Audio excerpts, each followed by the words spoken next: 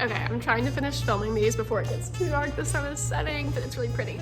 Okay, so next up is, how do we keep these boundaries once we're dating? How the heck do we save sex for marriage and save the other things that we want to save as well?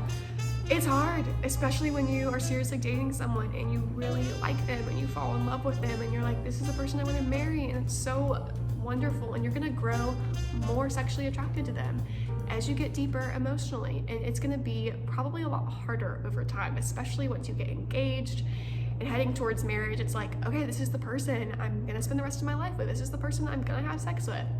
You know, I wanna do all these things. Again, normal, good desires.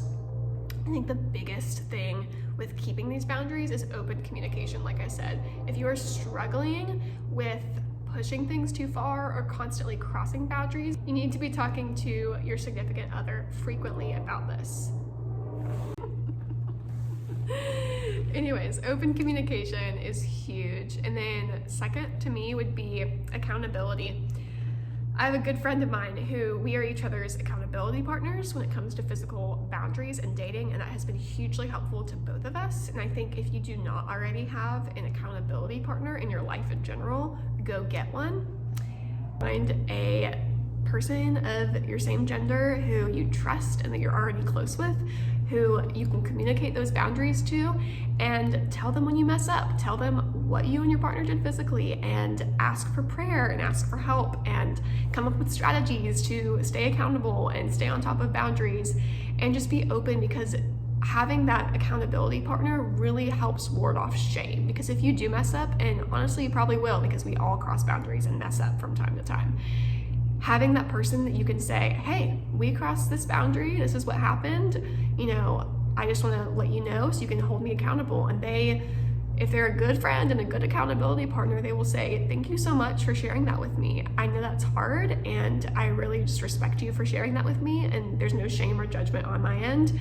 You know, thanks for owning up to that, and you know, I just encourage you to pray about it and talk to God about it and ask for forgiveness, and then we'll come up with some more strategies going forward, because I'm in your corner, I'm cheering you on, I'm here to support you and love on you no matter what happens. And having that person or people in your life is just so encouraging and helpful. So, and then besides those things, you know, communication and accountability, prayer, constantly praying about it would be awesome. You know, praying for strength against temptation. I mean, God says he doesn't give us any temptation that we're not able to withstand. He doesn't give us anything that we can't handle, because we are supposed to be relying on him. We can't handle it on our own, but we can handle it when we rely on Christ. And so praying before you go on dates, before you go in situations where you think you might be tempted, praying about, you know, hey, am I not being appropriately convicted in a certain area? How can I improve?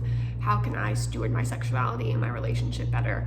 You know, change my heart to really desire to honor my partner in this way physically.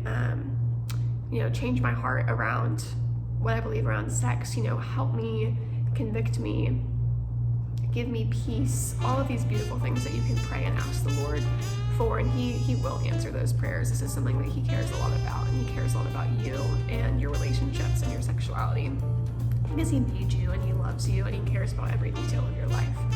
So just talk open and honestly with him.